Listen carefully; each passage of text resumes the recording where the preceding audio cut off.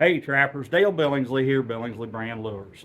Guys, what I got for you today is kind of a continuance on of snare locks. I'm going to kind of go through a few that I have here as far as my experience, my findings by using these locks. I'm not saying that they're, you know, you might find different if you try to use them, but this is just my own experience. I'm going to kind of go through the good, the bad, and the ugly with you and just kind of give you a rundown of, like I said, of my experience with them, my findings with them as far as cable restraint and snare locks. So without any further ado, let's kind of get into this a little bit. All right, guys. So the first thing we got here is the micro lock. As far as a cable restraint lock, these are okay. The only thing is, when they first came out with these, they were absolutely fantastic. But as the years have gone on and things have cheapened up, they have also cheapened up the quality of the steel that they're using in them. Um, what you're going to find is about one or two lunges, and they're going to waller this hole out on you. And they're only good, you're kind of a one and done deal, which a snare is that way anyway, just because it kinks the cable and it's no longer able to be used. But you'll find too that the lock is also. If you really start looking and start inspecting these things, you'll find out, you'll see exactly what I'm saying, especially using 1x19 cable. They will waller that hole out and it will no longer even remotely close to lock up for you. In fact, they are so light now, so the steel is so inferior in them that I've had them just almost straighten out that bend to where they were just about damn near straight across. So it's just something I want you to be aware of. They are an okay lock, but they're just going to be a one and done kind of thing. Um, Next we have are the bigger style kefir locks. Guys, I'm telling you right now, these things will cut a cable in a heartbeat. I don't know why. I don't know what the deal is with them. And I don't like the way they hang. They don't hang a true loop. They hang kind of a teardrop shaped loop. I don't much care for them at all. I think if you were going to use them like on a slide cable or a slide wire as far as a drowning rig, I think they'd be okay that way. But as far as trying to use them as a snare lock, they're very inferior in my opinion. I've caught two or three animals that somebody else had with them, and they've cut the cable, and then I caught them back, especially beaver. Uh, Not a good deal at all. Not real good. So anyway, I just want to put that out there to you. Um, Next, we have these smaller size kefir locks. Uh, have not used them just because I've had such a fear and a phobia of using the bigger ones. But I'm sure they're going to hang exactly the same way. You're going to get a teardrop shaped loop instead of a round loop. Uh, Maybe some of y'all have used them and have better luck with them.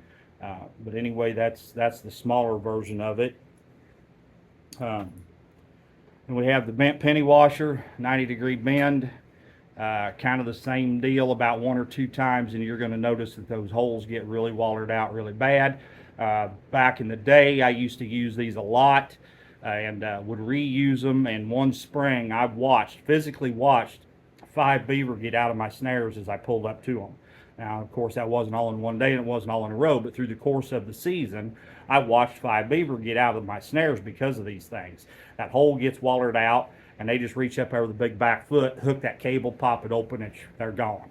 So you want to be real careful. You just got to inspect your equipment all the time, guys. You just got to be really careful with it, really inspect it. As far as the cable restraint lock, these are okay. You will notice some fur damage with them though, because they do wind up in the fur quite a bit. So you're gonna have that issue. And we have this little light L lock. I would personally would not be using these on a snare at all, just for the simple fact they're just too light. Holes are wallered out way too big. Uh, Maybe on 3/32 they'd be fine. On 5/64, no way, no way. I would stick with them as a drowning rig only. Next, we come up with the Riker slammer lock, which is a washer bent in a 180. Far superior in my opinion. Still, you got to pay attention to the holes that don't get wallered out too bad, but they don't wind up in the fur too bad. As far as a cable restraint lock, they're way superior to everything else that I've showed you up until now. I think if you try these, I think you're really going to like them. They don't, like I said, they don't wind up in the fur bad at all. Just keep an eye on that hole. Make sure that it's not getting watered out on you. And then, in my honest opinion, the absolute superior lock that you can use no matter what, and I understand there's a lot of states where it's not allowed because you've got to use cable restraints versus a snare, and these can be made with as a cable restraint, okay, guys? But since a lot of your states require you have a one-piece lock versus a two-piece, you can't use them. But that is the cam lock. The cam lock is far superior, in my opinion, than any other lock out there. There are a bunch of others. This is just what I happen to have here on hand at the house right at the moment. If you can use these, you're way further ahead in the game. Superior lockup. They don't waller out too bad. I mean, after a while, you've got to watch and make sure that you're not getting wallered out here. You're not getting a groove wore in the top of your cam there. Just make sure, inspect your equipment. The bad part of these, especially if you're using them down south, that water and that muck down there, these things get packed full of it, and they will rust up on you really bad. So you've got to kind of take good care of them as far as that goes. I prefer the big ones. Now, Mike, he likes the smaller version of them. I prefer the bigger lock myself. Both of them are just fine, though. They work absolutely excellent. All right, so now that we've kind of gone through the locks a little bit, let's take just a minute here and kind of go through building. I'm not going to completely build a snare, but I'm going to show you the right way for the cable to go through the lock. Okay, now we have this big kefir lock here in our hands. This is just a piece of cable. Found it laying over here on the shelf. It's not anything special. So and as I said in the last video that we did on snare locks, you've got a long side and a short side, as you can see.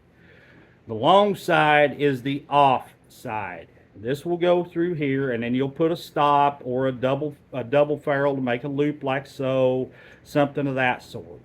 Then your loop end of the cable will go back through.